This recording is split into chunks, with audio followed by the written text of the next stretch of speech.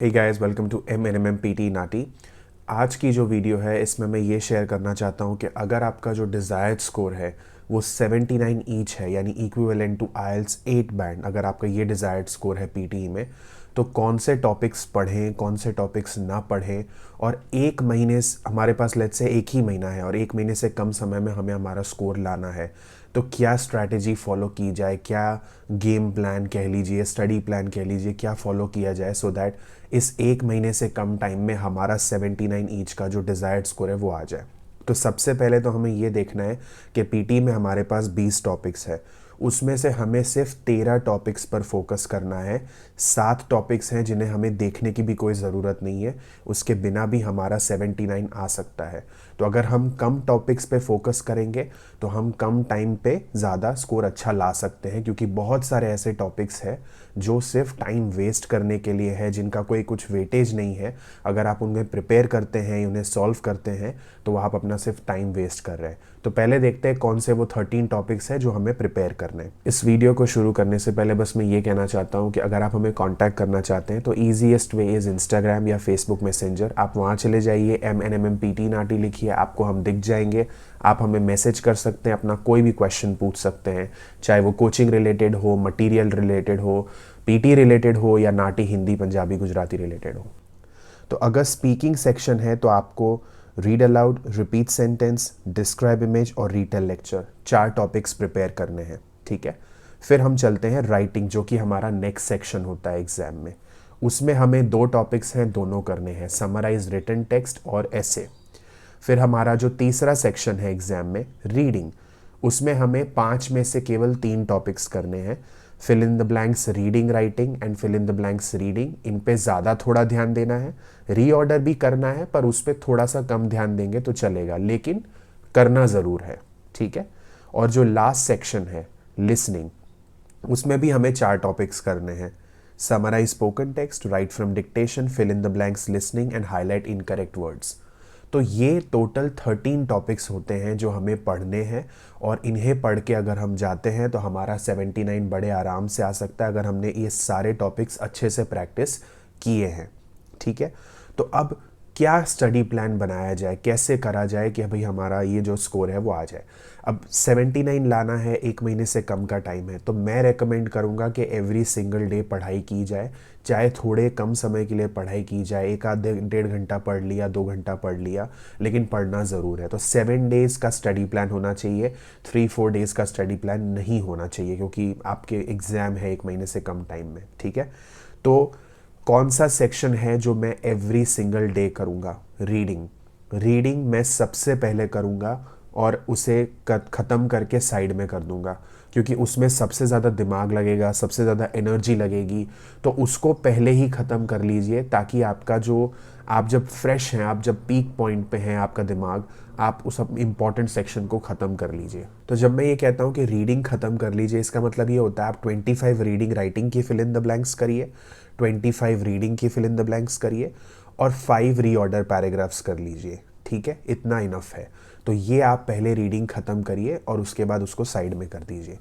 अब रीडिंग के बाद आप या तो लिसनिंग करिए या राइटिंग करिए, दोनों में से कोई एक सेक्शन उठाइए। लेट्स से आज आप मंडे है फॉर एग्जांपल, तो रीडिंग के बाद आप लिसनिंग लेते हैं। तो लिसनिंग में आपको सबसे पहले लेना है डिक्टेशन, वो सबसे इंपॉर्टेंट टॉपिक है। डिक्टेशन 25 कर लीजिए, 25 डिक्टेशंस कर लिया, उसके बाद 4-5 समराइज स्पोकन टेक्स्ट कर लीजिए, 3-4 फिल इन द ब्लैंक्स कर लीजिए, और 3-4 हाईलाइट इनकरेक्ट वर्ड्स कर लीजिए। ठीक है। तो लिसनिंग भी हमारा खत्म हो गया। अब लिसनिंग खत्म करने के बाद आप एक ब्रेक ले सकते हैं, या फिर लेट्स से आपने सुबह पढ़ाई दोपहर में ख़त्म की है तो आप शाम को स्पीकिंग कर सकते हैं।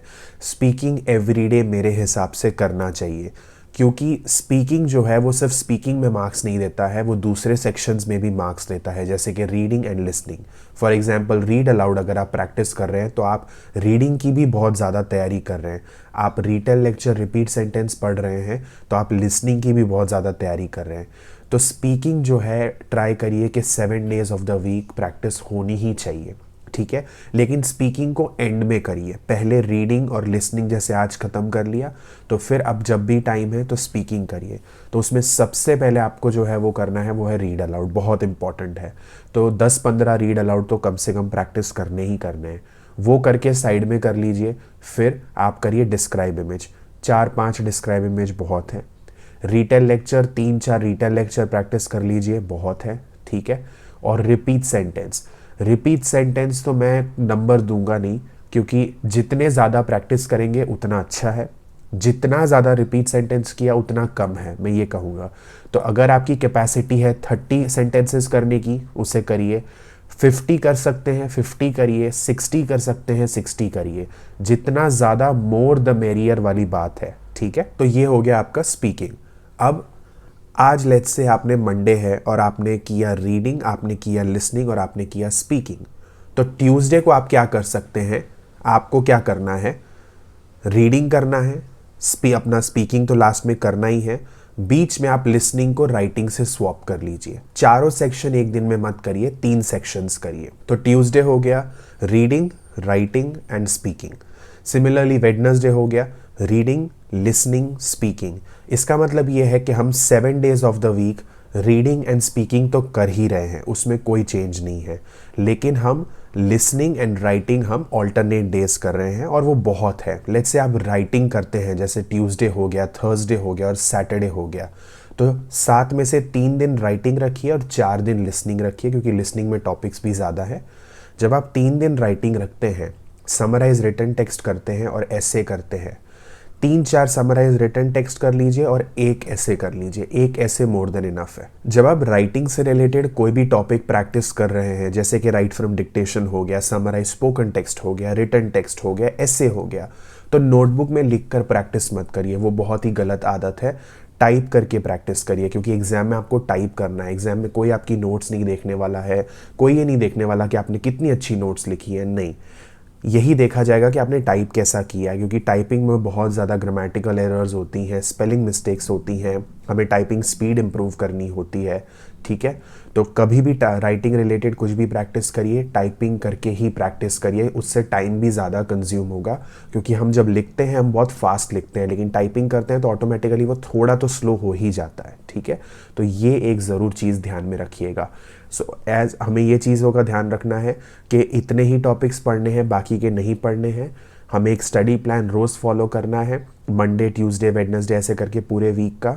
जब वो मंडे आपका ख़त्म हो जाए ना, आप एक टिक लगाइए उसमें, आपको वो एक सेंस ऑफ अकम्पलिशमेंट फील होगी कि हाँ, आज मैंने ये डिसाइड किया था कि भाई मुझे रीडिंग ख़त्म करना था, मुझे लिसनिंग ख़त्म करना था और स्पीकिंग ख़त्म करना था, मैंने ख़त्म कर लिया। आप एक टिक लगाइए ताकि आपको वो मोटिवेट करे टिक कि हाँ चलो ट्यूसडे भी हमें कंप्लीट करना है, ठीक है।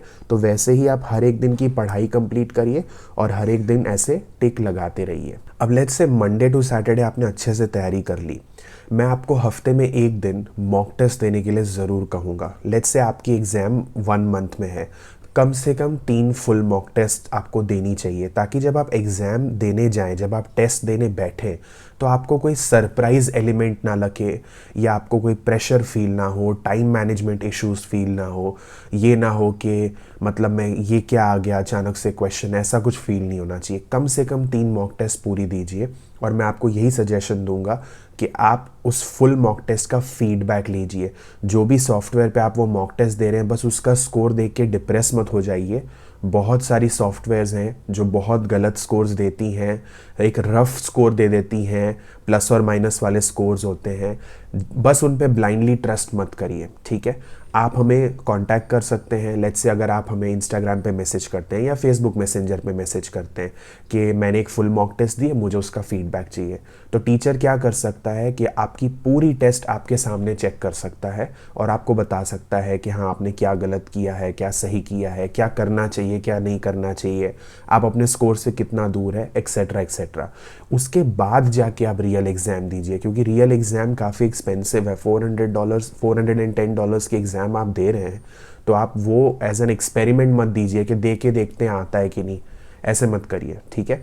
तो ये एक स्ट्रैटेजी होनी चाहिए कि पढ़ाई भी की लेकिन हर हफ्ते एक मॉक टेस्ट भी दिया और उसका फीडबैक भी लिया, ताकि पता चले कि जो पढ़ाई हो रही है वो ऑन ट्रैक हो रही है कि बस सिर्फ पढ़ाई हो रही है। With that I will take your leave. अगर आपको कोई भी कंसर्न्स है तो आप हमें कॉन्टैक्ट कर सकते हैं and we are more than happy to help you. God bless all of you, practise hard and nail your exam.